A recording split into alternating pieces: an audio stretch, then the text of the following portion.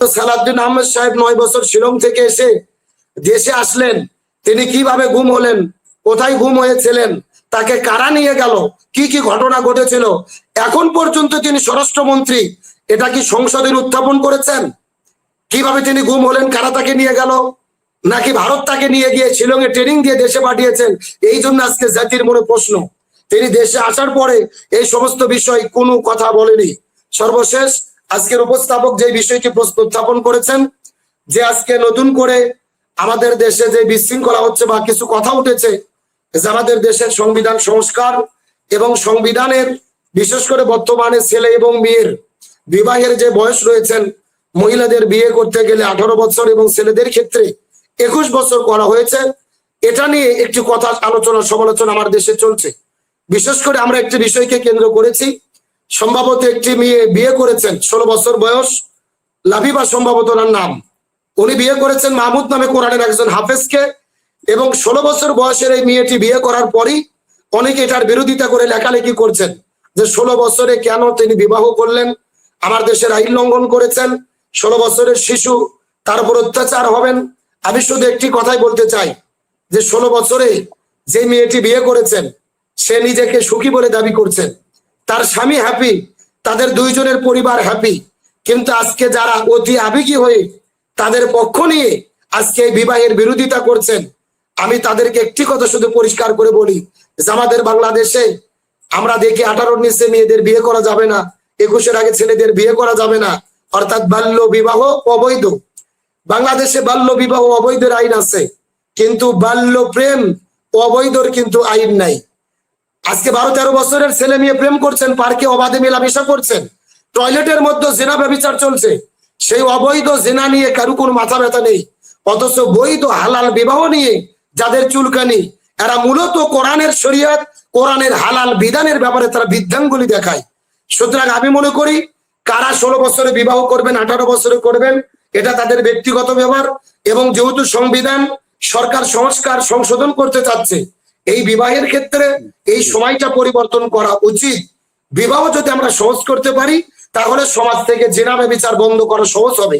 আর আমরা যদি বিয়েকে কঠিন করি তাহলে অবাধে জেনা, ব্যভিচার, অশ্লীলতা, মেলামেশা এই সমাজের মধ্যে ছড়িয়ে পড়বে। সুতরাং আমরা মনে করি অবৈধ প্রেম, ভালোবাসা, অশ্লীলতা, টয়লেটে জেনা ব্যভিচার, পার্কে মেলামেশা, এগুলোর ব্যাপারে আমাদের সোচ্চার হওয়া উচিত, আর বিবাহকে আমাদের উৎসাহ দেওয়া উচিত। সর্বশেষ একটি কথা বলে শেষ করছি, যে জ্বালানি তেলের বিষয়ে যে কথা বলা শুরু করেছিলাম, আজকে আমার দেশের সরকার সেটাকে সিদ্ধান্ত নিচ্ছেন যে স্কুলে অনলাইনে ক্লাস চালু করবেন। আমি সরকারের প্রতি উদ্যত আহ্বান করি, এই দেশের একজন নগণ্য সাধারণ নাগরিক হিসেবে দয়া করে এমন মারাত্মক সিদ্ধান্ত নিতে যাবেন না, এর ফলাফল ভয়ঙ্কর হবে। আমাদের কোমলমতি শিশুদের হাতে যদি আবার আমরা ভিডিও মোবাইল উঠিয়ে দেই তাহলে কিন্তু তাদের জীবনটা আমরা ধ্বংসের দিকে ধাবিত করব। সেই কোভিডের সময়, করোনার সময় যে ছেলে মেয়েদের হাতে আমরা মোবাইল দিয়েছিলাম, সারাদিনে অনলাইনে ক্লাস করে 2 ঘন্টা, আর সারাদিন টিকটক ভিডিও করে, রিলস বানায়, ইউটিউবার করে, ভিডিও করে, ফেসবুকে অবাধে মেলামেশা, অন্যান্য বন্ধু বান্ধবী বিভিন্ন ভাবে অবৈধ রিলেশনের মধ্যে তারা জড়িয়ে পড়ে, ফ্রি ফায়ার গেমে আসক্ত হয়ে যায়। সুতরাং আমাদের এই কোমলমতি শিশুদেরকে অনলাইন ক্লাসের নামে যদি আমরা ভিডিও মোবাইল হাতে তুলে দেই, এটা একটা ভয়ঙ্কর সিদ্ধান্ত হবে, যার ফলাফলে আমাদের ছাত্রছাত্রী, কোমলমতি শিক্ষার্থীদের জীবন ধ্বংসের দিকে যেতে পারে। এই জন্য মাননীয় শিক্ষামন্ত্রী এবং সরকারের প্রতি উদ্যত আহ্বান থাকবে, আপনারা দয়া করে এই অনলাইন ক্লাসের সিদ্ধান্ত থেকে দূরে সরে আছেন। প্রয়োজনে সপ্তাহে 2 দিন স্কুল ছুটি রাখেন, 5 দিন ক্লাস করেন, তাও ভালো আপাতত। কিন্তু অনলাইন ক্লাসের পদ্ধতিতে যদি আমরা যাই, এটার দ্বারা আমাদের লাভের চাইতে ক্ষতি বেশি হবে।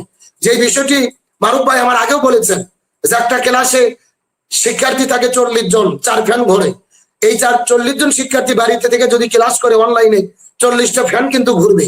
সুতরাং এখান থেকে কিভাবে জ্বালানি সাশ্রয় হবে, বিদ্যুৎ অপচয় বন্ধ হবে, এটা কিন্তু বোধগম্য নয়। এই বিষয়টি আবারও বিবেচনা করে সরকারের সিদ্ধান্ত নেওয়া উচিত বলে মনে করি। ধন্যবাদ প্রিয় ভাই। জি, ধন্যবাদ জনাব আব্দুল সালাম তকসিবাদী এবং যারা যুক্ত হয়েছেন আপনাদের সবাইকে ধন্যবাদ জানাচ্ছি। সুপ্রিয় দর্শক যারা দেখছেন, সবাইকে আমি তো ওইটা দেখাবো। আপনি আমার কাছে পুরো বক্তব্যটা আছে, আপনাকে আমি সেইটা পাঠাই দেবো। আর এখন একজনের শর্ট ছাড়ছে, সেইটা আমাদের সেভ করা যায়। দেখেন, এই দেখেন,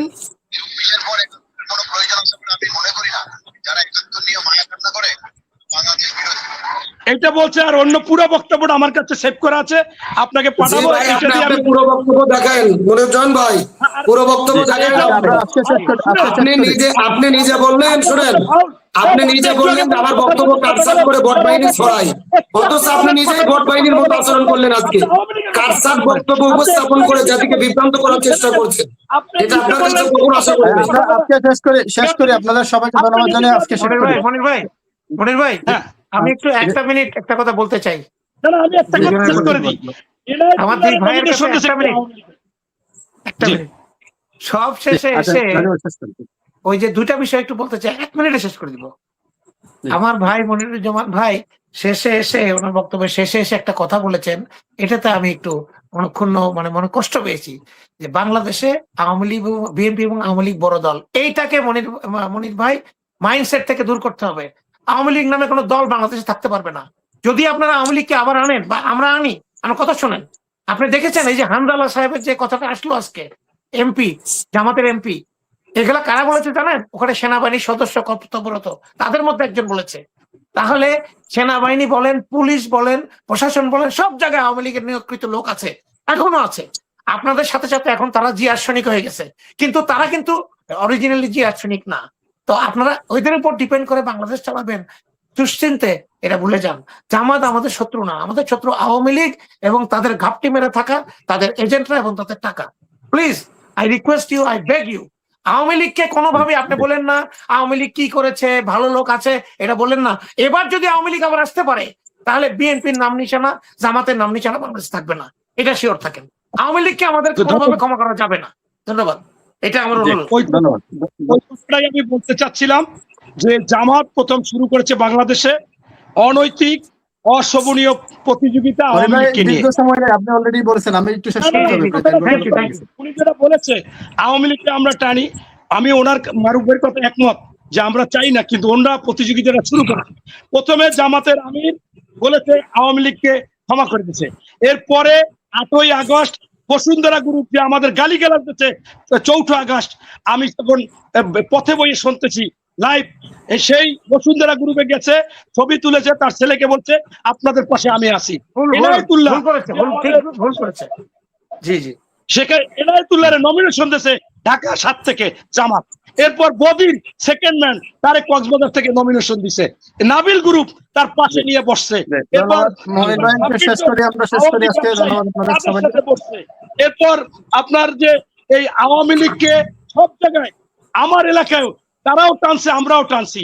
কেন এই শুরুটা করছে এই জামাতের আমির মহোদয়, ক্ষমা করছে, এইটা বলছে, ওইটা বলছে, এবং তাদের পাশে দাঁড়াইছে তাদের সুবিধার জন্য, যার কারণে এই প্রতিযোগিতায় আপনারা জামাতকে আনতেছেন না, বিএনপি কে আনতেছেন, কিন্তু জামাতই এটা শুরু করেছে এবং তারা স্পষ্ট শুরু করে লোকজন নিচ্ছে। মির্জা ফখরুল ইসলাম সাহেব কি বলেছেন মনির ভাই? ফখরুল ইসলাম সাহেব নিজে বক্তব্য দিয়েছেন যে আওয়ামী লীগকে আমরা নিরাপত্তা দেবো, মামলা উঠে নেবো, এটা কি ভুলে গেছেন? জামাত ফখরুল সাহেব বলেছেন যে আওয়ামী লীগকে আমরা নিরাপত্তা দেবো, তাদের মামলা উঠে নেবো। আওয়ামী লীগ বিপি নূর বলেছেন আওয়ামী লীগকে জায়গা দিতে হবে। আপনি একজন মাওলানা সুতরাং নামে নিজের একটা বলবেন না, নিজের বেলায় আর আমলের বেলায় বেরাম, এগুলো ভুলে যান, এগুলো ভুলে যান। মনির ভাই, বিএনপি আওয়ামী লীগের সমস্ত ভোট বিএনপি বলছে। আপনি নিজে বলেছেন কথার মধ্যে কথা বলে না, আর আপনি আমার কথার মধ্যে কথা বলতেই আছেন। আপনি আগে বলেছেন মনির ভাই, এখন এটা নির্ধারিত শেষ ভাই, সময় না, এখন আলোচনা নির্ধারিত শেষ। সময় না, সুতরাং আপনি শেষ ব্যক্তিগত আজকে। আক্রমণ করেন না ভাই। আপনি সবিরোধী কথা বলবেন কেন?